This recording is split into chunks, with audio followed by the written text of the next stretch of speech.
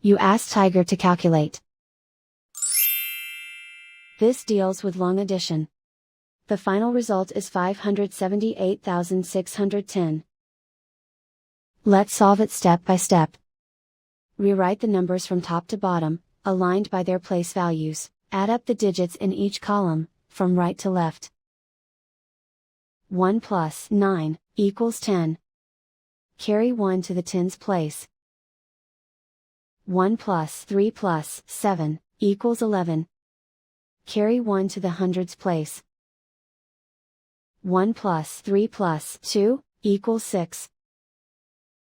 7 plus 1 equals 8. 2 plus 5 equals 7. Write 5 in the hundred thousands place. And so the final result is 578,610.